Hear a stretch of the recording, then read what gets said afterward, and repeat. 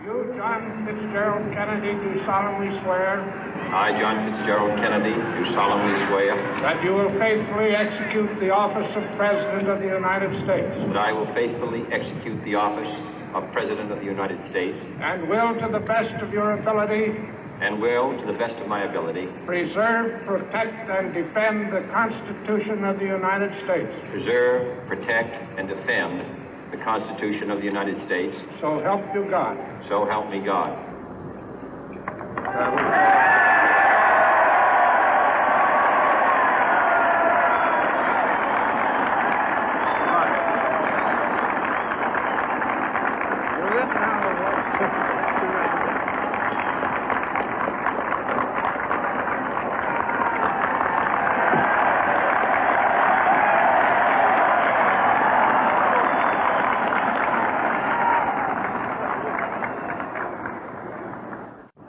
Vice President Johnson, Mr. Speaker, Mr. Chief Justice, President Eisenhower, Vice President Nixon, President Truman, Reverend clergy, fellow citizens.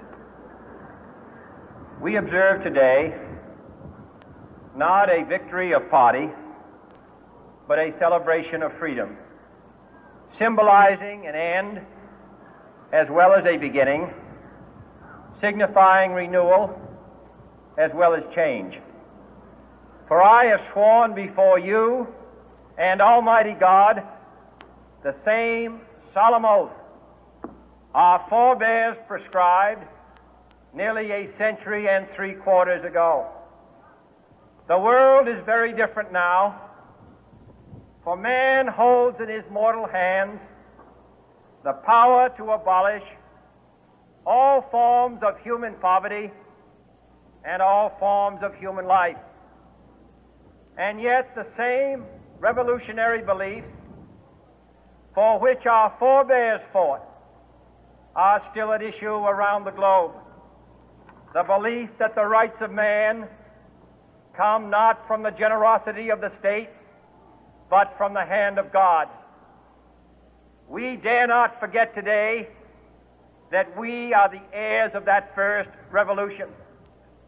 Let the word go forth from this time and place to friend and foe alike that the torch has been passed to a new generation of Americans born in this century, tempered by war, disciplined by a hard and bitter peace, proud of our ancient heritage, and unwilling to witness or permit the slow undoing of those human rights to which this nation has always been committed and to which we are committed today at home and around the world.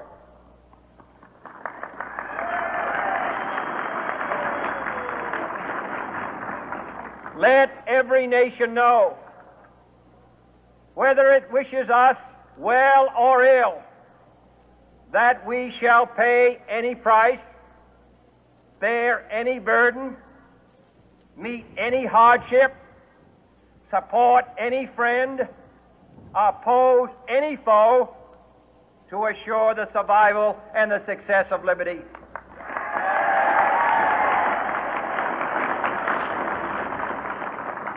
This much we pledge and more. To those old allies whose cultural and spiritual origins we share, we pledge the loyalty of faithful friends. United, there is little we cannot do in a host of cooperative ventures. Divided, there is little we can do, for we dare not meet a powerful challenge at odds and split asunder. To those new states whom we welcome to the ranks of the free, we pledge our word that one form of colonial control shall not have passed away, merely to be replaced by a far more iron tyranny. We shall not always expect to find them supporting our view, but we shall always hope to find them strongly supporting their own freedom, and to remember that in the past, those who foolishly sought power by riding the back of the tiger ended up inside.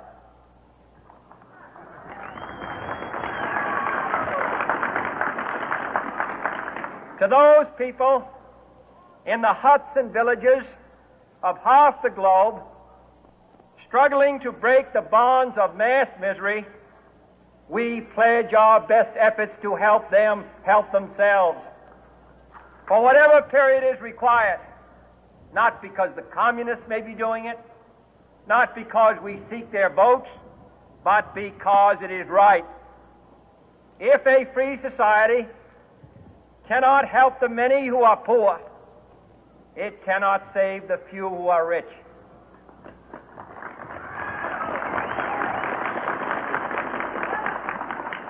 To our sister republics south of our border, we offer a special pledge to convert our good words into good deeds, in a new alliance for progress, to assist free men and free governments in casting off the chains of poverty.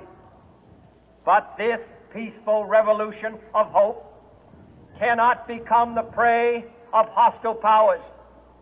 Let all our neighbors know that we shall join with them to oppose aggression or subversion anywhere in the Americas. And let every other power know that this hemisphere intends to remain the master of its own house.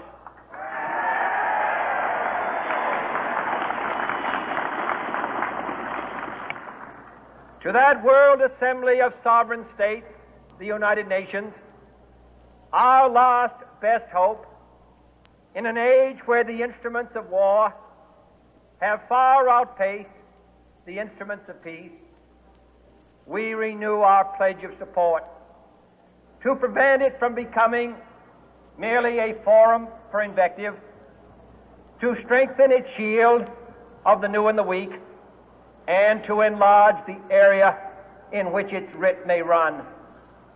Finally, to those nations who would make themselves our adversary, we offer not a pledge, but a request that both sides begin anew the quest for peace. Before the dark powers of destruction, unleashed by science, engulf all humanity in planned or accidental self-destruction, we dare not tempt them with weakness, for only when our arms are sufficient beyond doubt can we be certain beyond doubt that they will never be employed. But neither can two great and powerful groups of nations take comfort from our present course, both sides overburdened by the cost of modern weapons, both rightly alarmed by the steady spread of the deadly atom, yet both racing to alter that uncertain balance of terror that stays the hand of mankind's final war. So let us begin anew, remembering on both sides that civility is not a sign of weakness, and sincerity is always subject to proof. Let us never negotiate out of fear, but let us never fear to negotiate.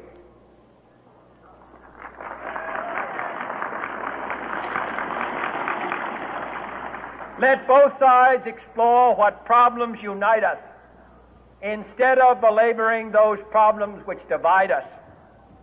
Let both sides, for the first time, formulate serious and precise proposals for the inspection and control of arms, and bring the absolute power to destroy other nations under the absolute control of all nations.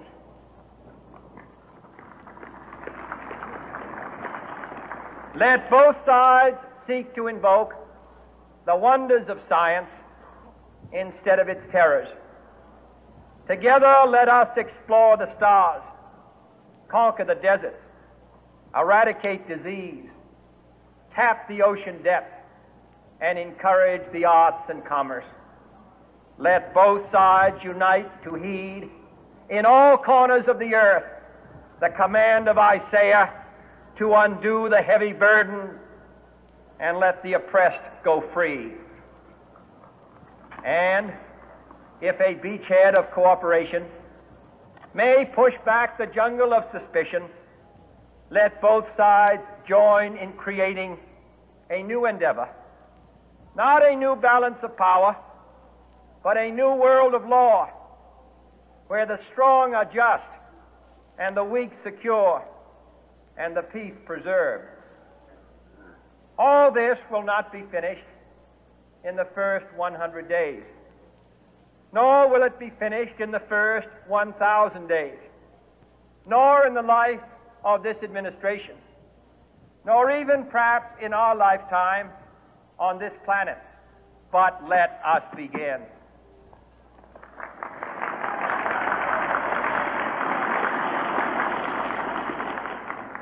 In your hands, my fellow citizens, more than mine, will rest the final success or failure of our course. Since this country was founded, each generation of Americans has been summoned to give testimony to its national loyalty. The graves of young Americans who answered the call to service